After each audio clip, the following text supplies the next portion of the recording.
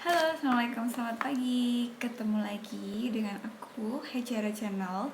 Aku mau nuntasin, sebenarnya aku tuh pengen ngobrol-ngobrol soal topik lain ya, tapi uh, kayaknya diselesain dulu aja ya topik tentang perantaman ini.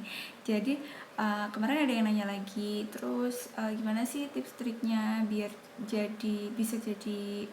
bisa jualan antam gitu ya. Aduh, susah banget sih ngomong reseller antam, tapi karena emang gak ada reseller, akhirnya ya udahlah pakai kalimat gimana caranya biar bisa jualan antam gitu. Yang pertama itu kalian harus pahami dulu, seenggaknya tuh belajar gitu grafiknya ya, naik turunnya antam. Kalau aku emang udah belajar dari 2 tahun 3 tahunan gitu ya, udah belajar liatin grafiknya gimana, jadi kan sedikit banyak tuh tahu polanya. Itu kalau aku learning by time ya. Mungkin kalau kalian pengen instan, kalian bisa belajar dari website, dari data-data yang udah ada, dari track recordnya, dari grup-grup antam. Kalian pokoknya sebelum buka usaha ini tuh harus bener-bener udah paham dulu. Pertama, paham akan produknya, paham akan pergerakan naik turunnya, paham akan mekanismenya. Itu 3 yang wajib banget kalian tahu. Terus yang kedua itu faktor resiko.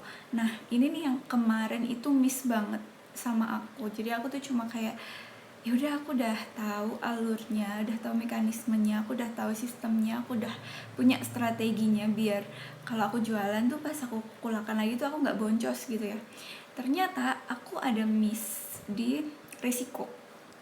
Nah di situ karena aku tuh kayak masih polos dan naif banget ya. Aku pikir tuh semua orang baik, terus kayak anggapan-anggapan etnis tertentu itu pasti tajir, karena kan memang kalau di daerah aku memang kebanyakan ekonominya dikuasai oleh etnis tertentu gitu ya. Bukan masalah beda-bedain sara, cuma tuh kayak image-nya tuh udah di otak aku tuh, oh kalau etnis ini tuh udah pasti orangnya tajir-tajir, udah pasti paham emas dan nggak mungkin nipu lah kayak gitu kan.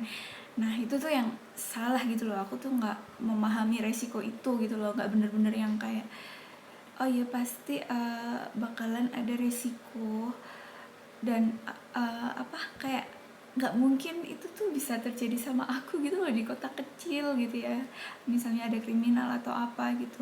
Padahal aku sering banget sih diingetin, ya entah sama teman aku, saudara aku, diingetin, nih kamu jualan barang nggak murah loh, terus kondisi lagi pandemi, banyak orang yang butuh, hati-hati, jadi inceran gitu.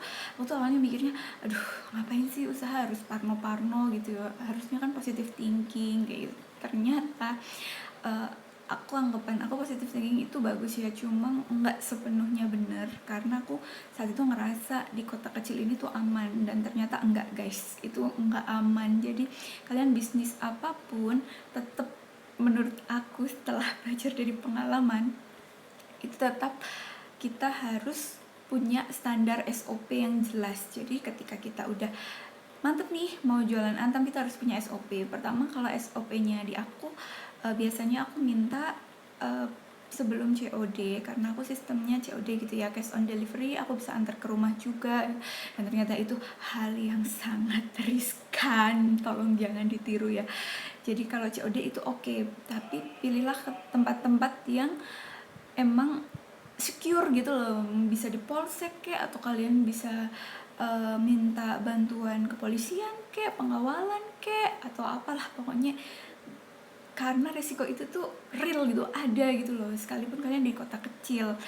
Nah uh, setelah resiko ini kalian pahami, setelah keamanan kalian itu terjamin, kalian ya nggak lantas langsung hanya COD aja. Jadi kayak aku biasanya mintain orang-orang sebelum COD sama aku tuh KTP gitu, yang KTP orang yang bakalan COD sama aku gitu.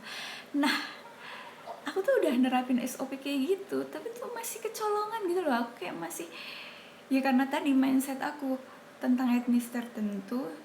Jadi ceritanya guys, aku habis kena tipu gitu ya. Jadi aku tuh mindsetnya tuh etnis tertentu itu pasti tajir, pasti udah paham emas, pasti nggak bakal berbuat hal yang aneh-aneh gitu kan. Nah ternyata suatu hari ada yang order sama aku by phone gitu kan. Ya ngakunya Chinese gitu sih ya, nggak ngakunya sih. Setelah ketemu gitu ya emang orangnya Chinese gitu kan.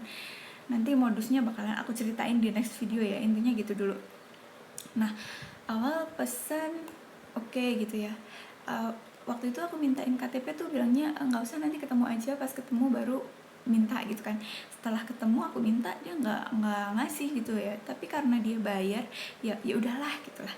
Next dia order lagi lebih banyak gitu ya, dan aku miss banget di situ nggak nanyain KTP-nya, dan aku dengan percayanya aja aku anterin, dan ternyata di sana aku dijebak dan mas aku dibawa kabur gitu ya. Ini bakalan aku cerita di part video selanjutnya. Intinya gitu, intinya kalian harus paham resikonya, dan kalian emang harus keluarin uang untuk keamanan kalian ketika COD gitu. Menurut aku itu worth it, nggak apa-apa daripada kalian kehilangan banyak. Lebih baik tuh kalian emang punya alokasi untuk dana security gitu ya. Terus yang ketiga adalah keamanan kalian di rumah, atau naruh stoknya di mana gitu ya. Kalian harus punya regulasi yang memang, misalnya kalian nyetok nih, otomatis kan kalau kita jualan kan harus ada barangnya ya, apalagi kan ini barang yang ribawi gitu ya, harus yang transaksinya tuh harus tunai, itu ada barang, ada uang, ada barang gitu kan ya. Itu ada dua pendapat sih, yang kayak video aku sebelumnya bilang, ya terserah kalian mau ngikutin yang mana, boleh pakai sistem pre-order atau yang mana, itu terserah kepercayaan kalian, kalian mau ngikutin yang mana itu terserah.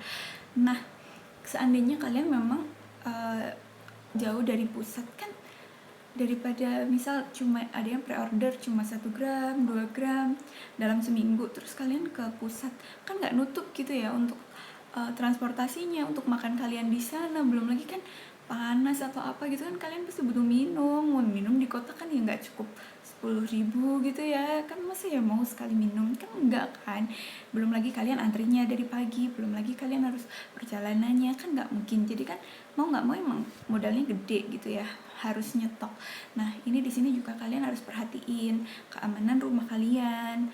Kalau enggak ya gimana lah caranya bisa kalian kerja sama bank, kalian titipin di safe deposit box, jadi tiap ada yang order kita batasin jam kerjanya atau gimana, itu teknis banget. Tapi yang aku tekankan di sini, ketika kita jualan barang berharga seperti ini, otomatis itu resikonya besar, banyak orang-orang yang mengincar, kita nggak tahu kan, kayak tiba-tiba diikutin atau apa. Aku nggak pengen nakut-nakutin kalian, cuma itu yang udah terjadi sama aku gitu ya. Aku kurang mempertimbangkan risiko itu, aku merasa bahwa di semua tempat aman, semua orang baik, ternyata enggak guys. Jadi 3 faktor itu tadi yang kalian perlu banget tahu sebelum kalian jualan antam gitu. Tapi menurut aku tetap worth it sih. Yang penting kan niatnya ya lillahi ta'ala, kita mau membantu orang untuk berinvestasi, bantu teman-teman yang memang butuh mahar gitu kan ya. Insya Allah kalau niatnya baik ya, walaupun kita diuji ya, insya Allah nanti bakalan ada jalan keluarnya gitu sih. Untuk teman-teman yang emang mau pengen jualan, mantepin aja, pertimbangkan 3 faktor tadi: modal, risiko, keamanan yang di rumah, sama yang pas metode kalian, regulasinya kalian harus paham semuanya itu. Oke, itu sekian tips dari aku untuk kalian yang emang pengen banget jualan antam. Keep safe. Wassalamualaikum warahmatullahi wabarakatuh.